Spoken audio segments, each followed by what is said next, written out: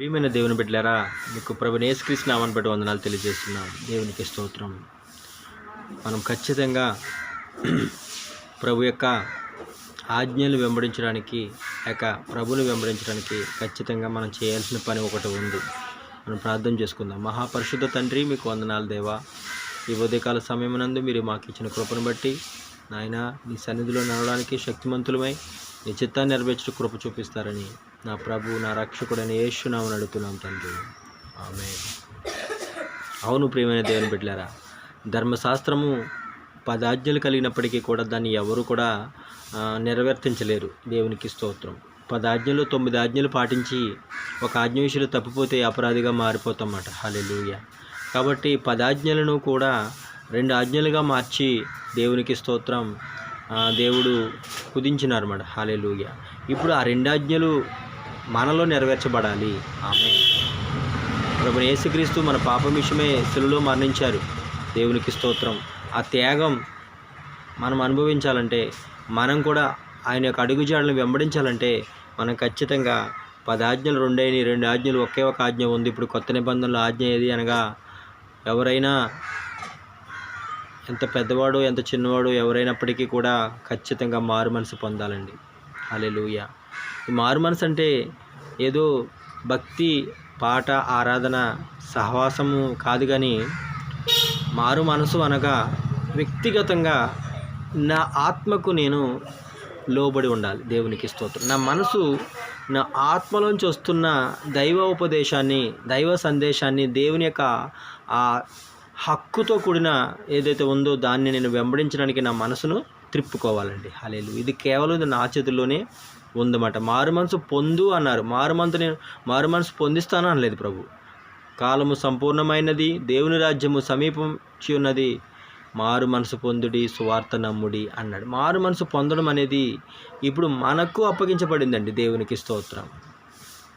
నిజంగా నీ జీవితము దేవునికి అంకితంగా, దేవుని యొక్క చిత్తాన్ని వెంబడించడానికి ఉపయోగించడానికి నీ మనసులో ఒక ఆసక్తి కలగాలండి. హల్లెలూయా.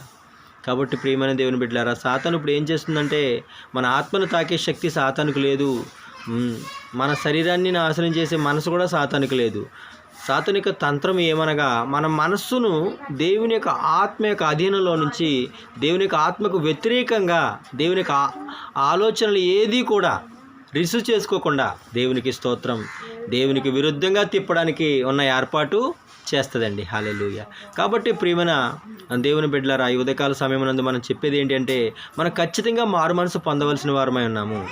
ఎందుకు మారు మనసు పొందాలి అని మనం ఆలోచిస్తే, దేవుడు నీ ఆత్మలో ఏదైనా సిద్ధపరిచి ఆయన యొక్క సందేశాన్ని నీ ఆత్మకు పంపిస్తున్నప్పుడు, ఆత్మలో ఉన్న సందేశం ఏమై ఉందో, ఆ ఆత్మలో ఉన్న ఆ దేవుని యొక్క వాక్కు ఏమై ఉందో నీకు అర్థం కావాలంటే, నీ మనస్సు పూర్తిగా ఆ ఆత్మ యొక్క ఆధీనం కిందకి రావాలి. ఆ ఆత్మ యొక్క హక్కుతో కూడిన ఆ పరిస్థితిలోనికి రావాలండి. హల్లెలూయా. కాబట్టి ప్రియమైన దేవుని బిడ్డలారా, మనం మర్చిపోవద్దు, మారు మనసు పొందాలి. మారు మనసు అనగా దేవునికి స్తోత్రం, పాపం విషయమై మరణించాలి, నీతి విషయమై జీవించే మనస్సు కలిగి ఉండాలంటే దేవునికి స్తోత్రం. పాపాన్ని వదులుకోవడం, పాపాన్ని విడిచిపెట్టడం, పాపాన్ని ఏదో తెలుసుకోవడం కాదు, కానీ పాపం విషయమై die for sin, live for Jesus. Hallelujah. పాపం విషయమై మరణించి మన నీతి విషయమై జీవించాలి అనే మనసు నీలోకి వచ్చిన ఎడలా వెంటనే నీ ఆత్మలో దేవుని యొక్క ఉపదేశం ఉంది, నీ ఆత్మలో దేవుని యొక్క సత్యం ఉంది, నీ అంతరంగంలో ధర్మశాస్త్రం ఉంది. అది దాని యొక్క సారాంశాన్ని నీకు అర్థం చేయించి నీ ఇంద్రియ జ్ఞానాన్ని వెలిగింపచేస్తుందండి. హల్లెలూయా. కాబట్టి ప్రియమైన దేవుని బిడ్డలారా, గాలికి కొట్టుకుని పోయే వరంగా మనం ఉండకూడదు. మనుషుల యొక్క మాయోపాయముల చేత కొట్టుకుని పోయే వరంగా మనం ఉండకూడదు. గొప్ప గొప్ప బోధలకు మనము ఆకర్షించబడమే కాదు, కానీ వ్యక్తిగత జీవితంలో నిజంగా నేను దేవుని సొత్తుగా ఉండి, దేవుని యొక్క ఉపదేశ సత్యాన్ని నేను గ్రహించి నాకు అర్థం చేసుకుని నేను దేవుని యొక్క అడుగుజాడలు వెంబడించకపోతే నష్టం నాకే అని మీరు గమనించకపోతే నీకు జీవితం వృధా అయిపోతుంది. హల్లెలూయా. ధన సంపాదనలో పడివాడు ఒట్టి చేతులతో వెళ్ళాలి. విద్యా సంపాదనలో పడివాడు ఒట్టి చేతులతోనే వెళ్ళాలి. ఈ స్వస్తు వాహనం ఏదైతే ఉంది ఇవన్నీ సంపాదించిన వాడు ఎవడో కూడా ఒట్టి చేతులతో వెళ్తాడు. కానీ మారు మనసు పొందిన వాడు ఒట్టి చేతులతో కాడు. తన ఆత్మలో జీవాన్ని నింపుకొని తన ఆత్మ యొక్క జీవాన్ని ఆత్మీయ జీవం పరలోక రాజ్యం చేరుస్తాను. దేవునికి స్తోత్రం. ఒట్టి చేతులతో వెళ్ళడు. ఒక మారు మనసు పొందిన వాడు ఒట్టి చేతులతో వెళ్ళడు. మారు మనసు లేనివాడు వేల మందిని సంపాదించుకున్నా, 1000 కోట్లు సంపాదించుకున్నా, ఈ లోకంలో గొప్ప పేరు ప్రఖ్యాతులు సంపాదించుకున్నా ఒట్టివాడుగా ఎందుకు పనికిరాని వాడిగా వెళ్ళాల్సి దేవుని సన్నిధిలో నిర్దోషిగా నిలబడవలసి వస్తుందండి. హల్లెలూయా. కాబట్టి ప్రియమైన దేవుని బిడ్డలారా, మనం మారు మనసు పొందడానికి అవకాశం మనకు ప్రభు అనుగ్రహిస్తున్నాడు. మనకి సమయం అనుకూలించవచ్చు, ఆరోగ్యం అనుకూలించవచ్చు, లేకపోతే అనుకూలించకపోవచ్చు. అనేక సమస్యలు మన మీద పడవచ్చు, అనేక స్థితిగతులు మన మీదకి నటవచ్చు. ఏ సమస్య అయినా నీ మనసును ప్రభావితం చేయడానికి నీవు అంగీకరించకు. నీ మనస్సును కలవరపరచడానికి ఏ శక్తికి నీవు అనుమతినివ్వకు. నీ కుటుంబ సమస్య అయినా, నీ వ్యక్తిగత ఆర్థిక పరిస్థితులైనా, అనారోగ్యమైన ఏదైనా సరే అది నీ మనస్సును వేసేంతగా నువ్వు లోబడకుండా నువ్వు ప్రభు పక్షంగా నిలబడినట్లయితే, నువ్వు మారు మనసు పొందినట్లయితే ప్రభుని ఆత్మకి జీవం ఇచ్చి ఉపదేశ సత్యాన్ని ఇచ్చి నిన్ను పైకి తీసుకెళ్తాడండి. ప్రభు మనందరినీ ఆశీర్వదిస్తాడండి. ఆత్మ సంబంధమైన రాజ్యంలో మనం సమృద్ధిగా మనం ప్రవేశించడానికి కావాల్సిన కృపను మనకు అనుగ్రహిస్తాడని మనం నమ్మాలండి ఖచ్చితంగా. కాబట్టి ప్రియమైన దేవుని బిడ్డలారా, నువ్వు చేసే పని ఏదైనా, నువ్వు ఉండే దేశం ఏదైనా, ఆ ప్రభావం ఏది కూడా నేను పట్టుకొని ఇవ్వకుండా నీ మనసును ఎప్పుడు కూడా నీ ఆత్మకు ఆధీనంలో ఉంచుకొని ఆత్మలోంచి వస్తున్న ఆ సందేశము, ఉపదేశము, ఆ యొక్క జీవపు వాక్కు, ఆ వెలుగు ప్రత్యక్షత కోసము నీ మనసును సిద్ధపరచుకోవడానికే నీ మనసును మార్చుకోవాలండి. దేవునికి స్తోత్రం. కాబట్టి మన పాప విషయమే మన మనసును ప్రయోగించొద్దు. ఈ లోక సంబంధం విషయమే మన మనసును ప్రయోగించవద్దు. మన మనసును కేవలం మనలో ఉన్న ఆత్మ, మనలో ఉన్న దేవుని ఆత్మ, మనలో కలగజేసిన దేవుని యొక్క ఆత్మ, మన ఆత్మను బ్రతికించిన ఆ దేవుని యొక్క జీవం మన మనసును ఉపయోగించాలి. కాబట్టి మారు మనసు పొందాలి. 10 ఆజ్ఞలు 2 ఆజ్ఞలు అయింది, 2 ఆజ్ఞలు 1 ఆజ్ఞ అయింది. ఇప్పుడు ప్రతి వ్యక్తి, ఏ మతమైనా, ఏ కులమైనా, చిన్నోడైనా పెద్దోడైనా, పాత సృష్టిని వదిలి నూతన సృష్టిగా మార్చబడడానికి మనం మారు మనసు పొందాలి.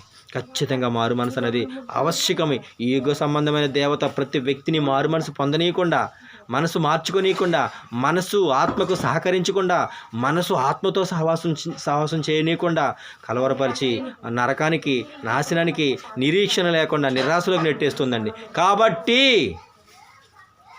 ప్రియమైన దేవుని బిడ్డలారా, గుర్తుపెట్టుకుని చాలా జాగ్రత్తగా మనసును కాచుకుని ఉండుడి. నీ మనస్సును ఆత్మ సంబంధమైన ఆ విషయాలకు గనక విధేయత చూపినట్లయితే ప్రభు మనల్ని ఆశీర్వదించి మనల్ని ముందుకు నడిపించడానికి సిద్ధంగా ఉన్నాడని ప్రభుని యేసుక్రీస్తు నామమును బట్టి వందనాలు తెలియజేస్తున్నాం. కాబట్టి ఇప్పుడు మారు మనసు పొందడమే మనం చేయవలసినది, మరి ఏమీ లేదు. మనం 10 ఆజ్ఞలు ఇంటి ముందు చాటు పెట్టుకున్నా, ఆ 2 ఆజ్ఞలు మనం చిలకలాగా పలికినా ఉపయోగం లేదు. ఇప్పుడు ఉన్నది ఒకే ఒకటి, మారు మనసు పొందుడి అని ప్రభు సువార్త ప్రారంభం నుంచి ఈ రోజు వరకు ఒకే ఒక సువార్త, మారు మనసు పొందాలి. మనం మారు మనసు పొందితే మన ఆత్మకు బలం వస్తుంది. మన ఆత్మ బలాన్ని మనం ఉపయోగించుకోగలుగుతాం. మనకు అర్థం అవుతుంది. మనం పోవాల్సిన మార్గం మనకు అర్థమవుతుంది.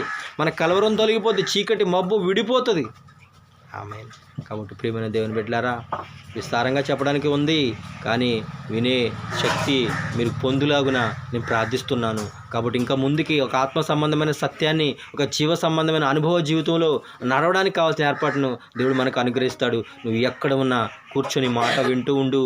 నీ కోసము పరిచర్య చేయడానికి నాకు దేవుడు అనుగ్రహించిన ఆ కృప కొలది నీ కొరకు నేను ఈ పరిచర్య చేస్తూ ఉంటాను. దేవునికి స్తోత్రం. కాబట్టి ప్రియమైన సహోదరుడు, నువ్వు ఎక్కడ ఉన్నా ఈ మాటలు విని నీ మనస్సును, నీ ఆత్మను రక్షించుకో. నీ ఆత్మలో దేవుడు దాచిన ఆ సత్యాన్ని, ఆ మర్మాల్ని, ఆ నిధిని నువ్వు అర్థం చేసుకోవడానికి నువ్వు మారు మనసు పొందుతావని ప్రభు నామాన్ని బట్టి విజ్ఞాపన చేయుచున్నాను.